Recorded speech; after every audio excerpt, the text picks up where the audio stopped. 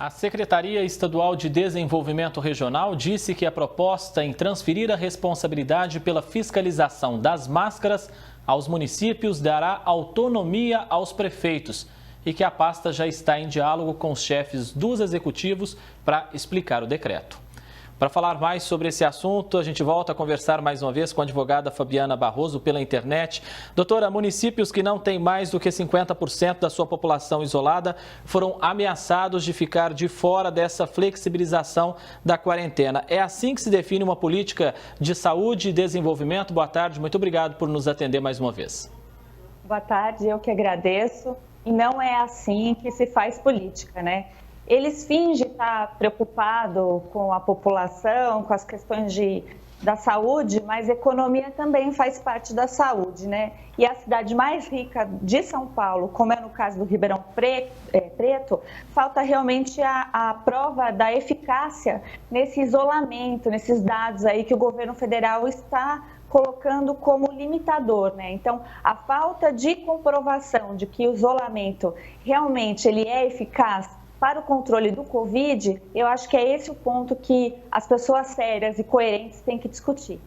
A gente sabe que o uso das máscaras nesse momento se tornou essencial, mas é correto esse decreto do governador que impõe apenas duras quem estiver sem a máscara e joga a responsabilidade da fiscalização nas prefeituras? Não, é completamente inconstitucional. A gente precisa lembrar aqui de uma portaria que está em vigor. Essa portaria ela foi interministerial entre o Moro e o Mandetta, e ali ele dizia que os órgãos de saúde eles tinham que protocolar algo do tipo na Anvisa, né? E depois a Anvisa também deveria lá dizer à Secretaria de Saúde se aquilo estava feito de forma correta ou não, porque cada região tem a sua peculiaridade. E é óbvio que esses decretos, eles violam direitos e garantias constitucionais que não foram suspensas, né? É um horror a gente vê o estabelecimento de multa de cunho penal e até detenção, que é sim uma norma penal, por decreto, né? Não se faz prisão e nem mesmo multa por decreto. Então, aqui eles realmente violam o artigo 37 da Constituição Federal e o artigo 196 da Constituição Federal.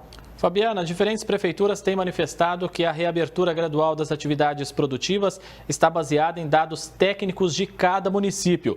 O governo de São Paulo toma medidas que podem ir contra o Estado de Direito?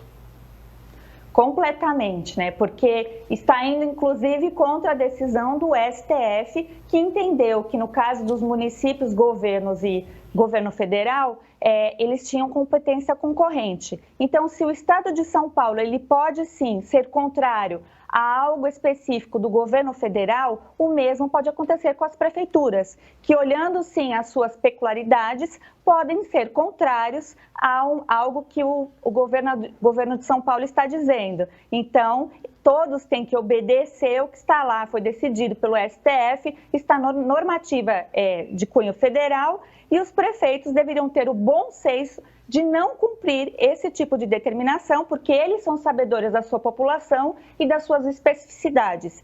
E aí eu até recomendo para eles enfrentarem essa situação juridicamente e levar assim ao conhecimento até do STF, porque o STF assim decidiu que a competência era concorrente, as prefeituras é a última ponta ali para legislar a respeito disso.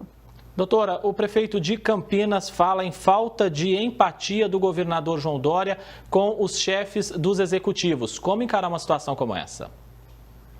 Olha, realmente é muito complicado. Eu estava assistindo o jornal, concordo com muitas falas que disseram por aí. Eu acho que é muito mais do que falta de empatia, é uma ausência total de diálogo. Ele coloca ali algumas determinações, não faz o principal, que seria orientar a população. Concordo com os advogados que falaram também no jornal, dizendo que também é um dever do Estado, já que é assim, né? No fornecimento de máscara, não existe nem mesmo aí a especificação dessas máscaras. Então, esses decretos, tudo isso que está acontecendo, a gente vê que é muito mais uma tentativa política de fazer algo do que, de fato, combater aí o vírus. Nosso estado tem tomado a mesma atitude, com a mesma medida para cidades que são muito diferentes, seja no interior, seja no litoral e nas regiões metropolitanas. É um erro que pode custar caro, Fabiana? pode custar muito caro, porque pelo que nós estamos vendo, o governador do estado de São Paulo, João Dória, ele está dizendo ali, dando a entender que pelo menos esse semestre já foi interditado, o estado está interditado e pode ainda haver uma interdição. A ausência de dizer para nós qual é o começo e o meio, o final, e de dizer dados reais, que é o que interessa, sobre como que está a situação das UTIs, se existe ou não disposição de leitos, isso realmente é fundamental e vai custar muito caro. Talvez demore anos para a gente poder compensar o que o governador de São Paulo está infringindo, sem olhar para essas peculiaridades a todo o estado de São Paulo. Seguindo o exemplo de países desenvolvidos que foram atingidos em cheio por essa pandemia, a quarentena não deveria ter sido um curto momento de preparação para a retomada da vida, mesmo com a presença do vírus? Sem dúvida. Eu conversando com os médicos, eles sempre deixam claro que a questão do Covid nunca foi a questão de letalidade, mas o problema era o colapso do sistema de saúde. E já passando esse tempo todo que passou, todos tiveram a oportunidade de estar preparados e de poder mudar, conforme a necessidade. E aí o que é mais engraçado, a própria OMS parece ser bipolar, mas ela já disse oficialmente que lugares onde não foi feito isolamento, acabou as políticas públicas de saúde dando mais certo, porque expôs a população à grande contaminação, criando a tal da imunidade. Ribeirão Preto divulgou ontem a estimativa que apenas 1,21% da população contraiu o vírus. Prolongar um isolamento radical em situações assim pode gerar um efeito contrário na população? Com certeza, mesmo porque esses dados eles não têm muito como oferir, porque o que está sendo checado são só os casos graves, não está sendo testada a população como deveria ser feito, totalmente assim, com o máximo de testes possíveis. Então, é muito triste ver isso, esses dados não são reais, porque não foi testada a população como um todo, e o caso de Ribeirão especificamente, eu recebi umas imagens de que a prefeitura estaria com 22 ambulâncias paradas no pátio e teria alugado mais 4. Dessas 22 ambulâncias são 0. Então, assim, eu me pergunto quais são os verdadeiros motivos de se adotar esse tipo de política pública. Doutora, antes de eu começar a conversar com a senhora, a gente teve uma nota P aqui dizendo que a Secretaria Estadual de Desenvolvimento afirmou que transferir a responsabilidade pela fiscalização das máscaras aos executivos dá autonomia aos prefeitos. Só que esses mesmos prefeitos não têm autonomia na hora de decidir se abre o comércio ou não. Controverso, né?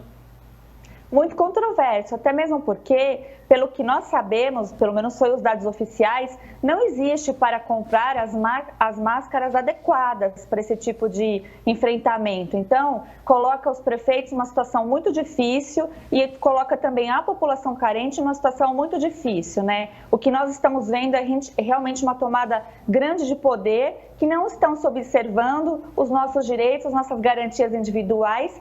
E é necessário, sim, haver maior coerência, maior conversa, e fico muito entristecida que o governador de São Paulo está tomando essa atitude e não olhando caso a caso das cidades aqui em São Paulo. Eu fico realmente muito chateada e espero que os órgãos competentes, como o Ministério Público e diversos, tomem as suas respectivas medidas judiciais, assim também como espero que esses prefeitos se unam e realmente não cumpram essas medidas inconstitucionais e arbitrárias que estão violando os direitos do cidadão. O que dá para a gente dizer então para esses prefeitos, doutora, que são contrários a essa normativa do governo? Coragem e se unam, porque se eles se unirem e fizerem uma frente, primeiro na tentativa de conversar com o governador, que eu já vi que não está muito receptivo, porque ele está até, ao falar com a própria população que o elegeu, ele está sendo até muito hostil, é assim que eu entendo.